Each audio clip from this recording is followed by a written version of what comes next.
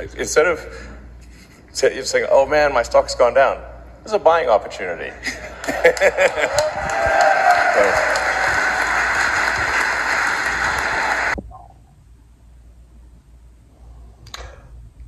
Bot trampoline trading, when it comes to Tesla's stock, is the focus of our show today.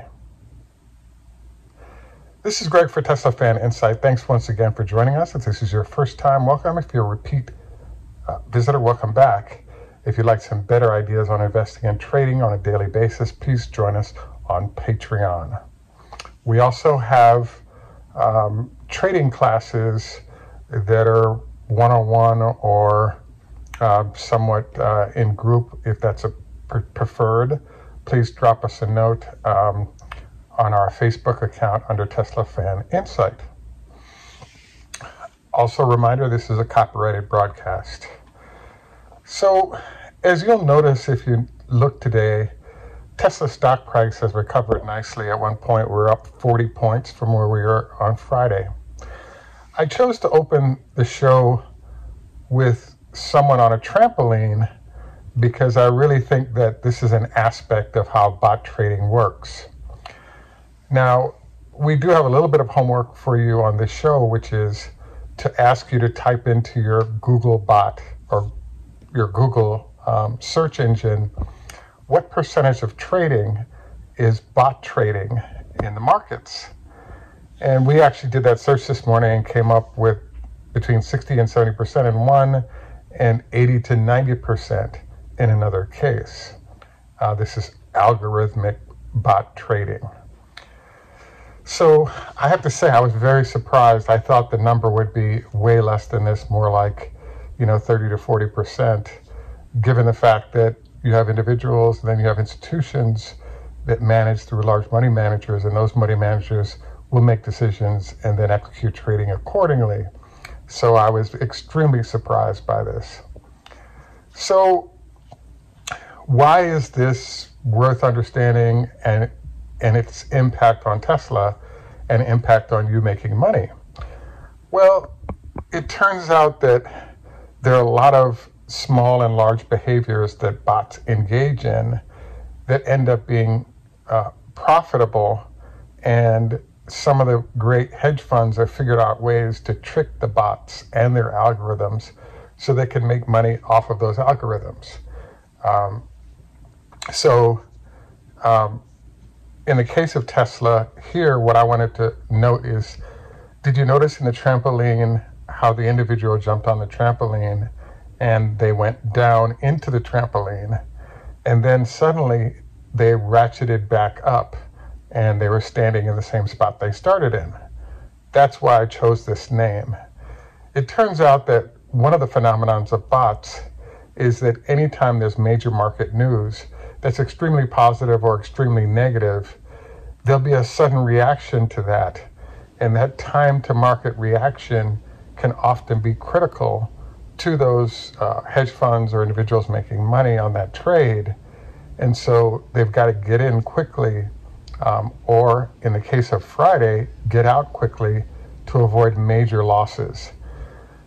One of the things that has to be thought about is, yes, the Fed came out where there was a negative sentiment driven by concern that with the job creation numbers that came out on Friday morning, it illustrated that inflation was still a problem, and therefore the Fed would not slow down its increasing interest rate process.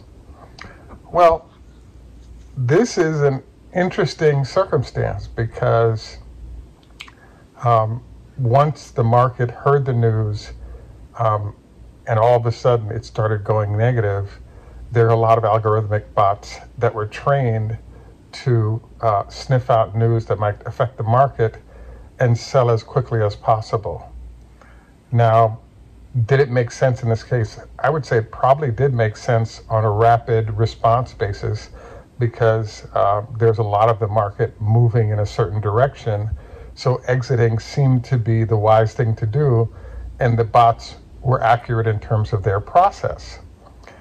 So I call this trampoline bot trading because how can someone go, or an entity or institution go on Friday from saying, hey, Tesla stock price is worth maybe $864 a share.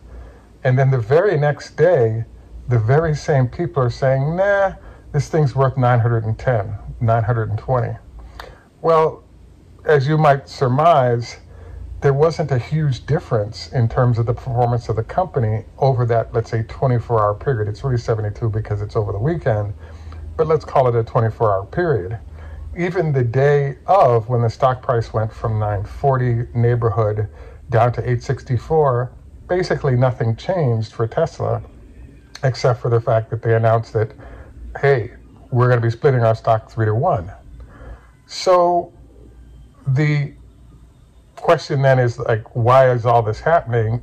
And I believe the answer to this is how bots affect the environment investing and trading, and understanding their behavior could be helpful because it gives you an opportunity to make great money when they make mistakes.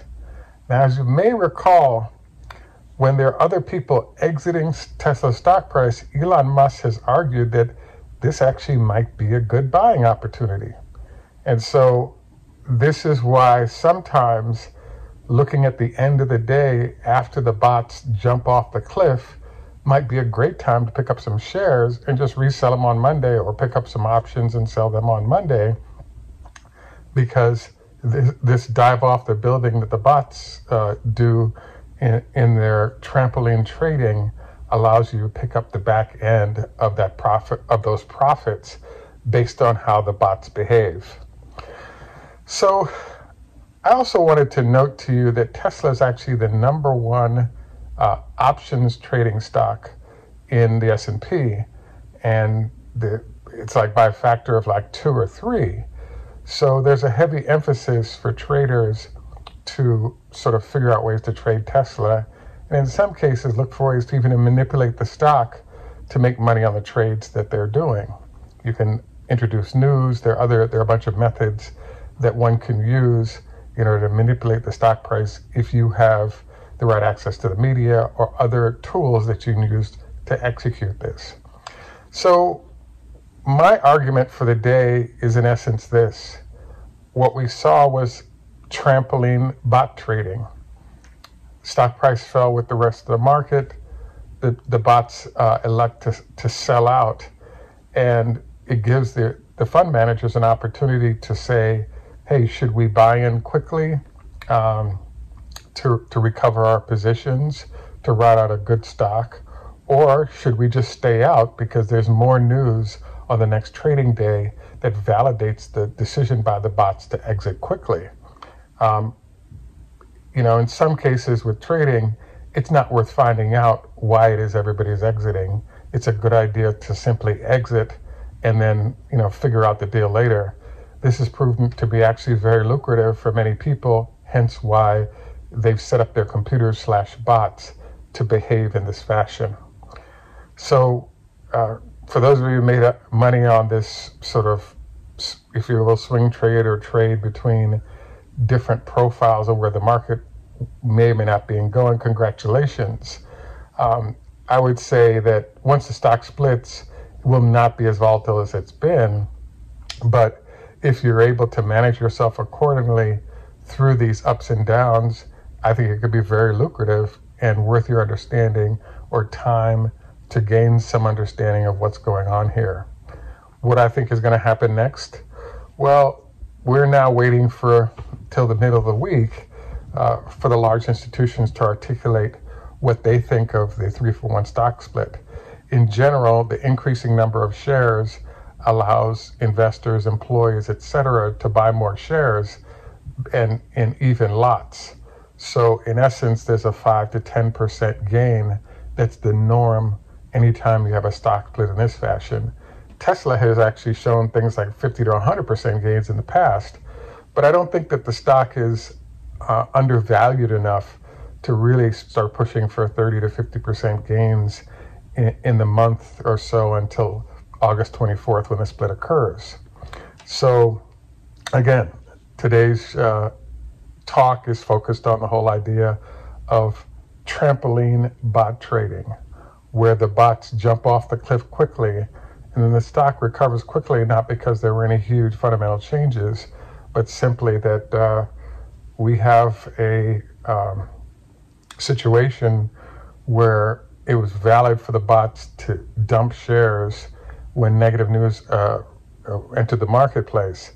But that share dumping left a buying opportunity for folks who are thinking through the fundamentals of the company, and therefore they can make money off of, if you will, bot trading, trading poorly on behalf of the managers that are employing them.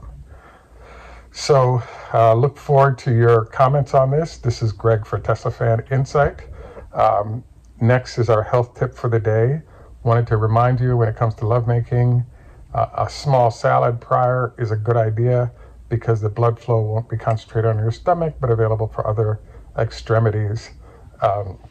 And so that's our health tip for the day. Also wanted to survey you. I had a chance to include the clip after all of our shows regarding good back stretches to the day on a daily basis, which I am doing. And my goal is to keep it going only because I want to make sure that all of you have an opportunity for better back health from another advisor.